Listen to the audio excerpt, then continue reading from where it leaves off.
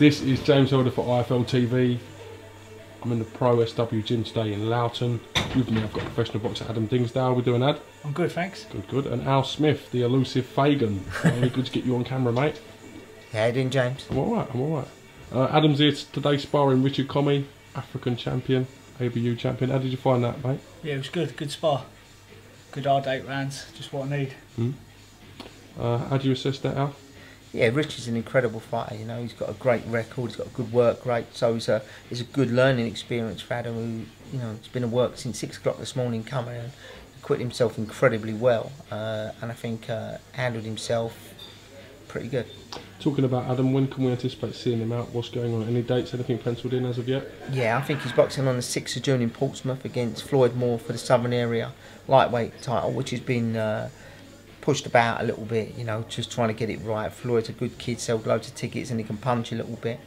And I think we've been made mandatory since Christmas. Not that he doesn't want to fight us, but, you know, it's all down to money, and we're willing to go to Portsmouth. We're 100% confident, although I respect Floyd and his trainer Michael immensely, but seriously confident of a victory. Adam, you've been with Al Smith for a little while now in the iBox gym. How do you think you've progressed as a pro under their tutelage? I think 100%. I've come on loads since joining Al and Ed, so yeah, it's good. Al said to me before, you're getting better technically, but it's more just your toughness and raggedness that makes you really good in the ring, to be honest. Yeah, definitely. I think I've got good work rate, and yeah, I'm tough, which helps as well when you're in there. Indeed. I can talk about a couple of other boys in the gym, notably Ricky BOYLAN being signed with Matchroom. Must be nice to have Ricky fighting out on some big TV shows, etc. Yeah, I mean, Ricky trains extremely hard, and he just relinquished his Southern Area title on pretty much my advice. So the John Wayne HIBBERTT fight is now completely off. Yeah. I mean, you know, it's nothing against John Wayne HIBBERTT. He's a good fighter. You know, he's an incredible crop of young fighters at that division. You know, Philip Bowes has been in here today. But, you know, if your goal is a Southern Area Championship, and, you know, you want to have a hard fights for that, you know, everyone that's been in my gym has won one and moved along, and they've all done pretty good, including Gary Walker and Bradley Ski, Lewis Petit, and loads more, you know. So it's nice to get to that level and move on. And I think Rick sells so many tickets, and I think he's still learning. And he took the Tony Owen fight quite readily, maybe a little bit earlier than I wanted him to. So I think he now needs to learn a little bit. He sells tickets, he's still young, and I think that they'll do the right thing by him. Indeed, indeed. Tough fight for him, his last fight. Zot, you'll call good learning curve fight. Someone who's probably a lot better than their record in retrospect. Yeah, he's ever so good. I mean, that night he came and he didn't seem to fire up as much as he did, and whether that's Rick keeping him off him, which I think Rick's got good boxing skills, and I think if he uses that, I think he's got a good ability to make maybe good fighters look a little bit ordinary. Bradley Ski, can you talk to me about what's going on with him at the moment? I'm not seeing him, he's in Vegas.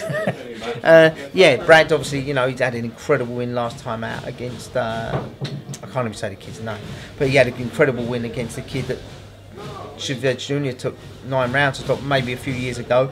He looked emphatic, he needed that for himself. So, you know, he's obviously, I think he's penciled in for July. I don't think it's a title fight.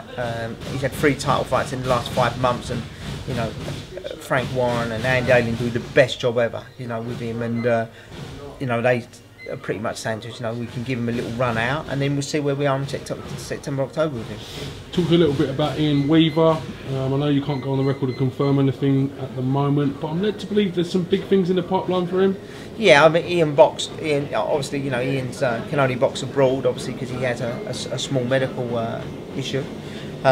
So what we do is he boxes in America and Spain, and he's out in Texas tomorrow sparring, and he looks like he's been offered a real big major deal.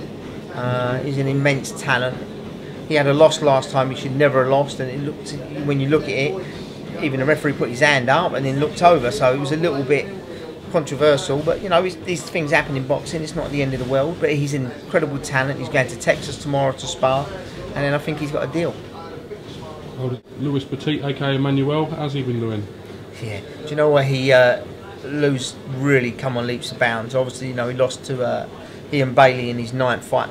My fault for putting him there too early. Tough Southern Area. Oh, you know what? Do you know what? We were just talking about hard Southern areas, and I made a mistake there. So probably I'm making the right move with Ricky. Not saying he can't win that fight, but Lewis has rebuilt himself incredible. You know, he had a real tough Brazilian last time. We had 10 knockouts in 12 wins and only 3 losses. You know, he was ever so strong. He'd gone the distance with a couple of good kits. And Lewis boxed brilliant to win the WBA Intercontinental. And he's still young. He's only 23 years old, so he's still learning. And obviously he's managed by Andy Ayling, and Frank promotes him. So you know what, he's out again defending his title, and it's the hardest division in the country at the moment. It's so you know, that division, isn't it? Yeah, very hard. So he's just got to buy his time. You know, I'm a massive fan of Jazz Dickinson. You know, he's in the same promotional group. So hopefully, you know, they'll go their separate routes, and they both catch major titles, maybe within the next 10, 12 months. Okay, well listen, I appreciate you giving me a bit of time today. Last word on prospect Brett Beeden as well, how's he doing?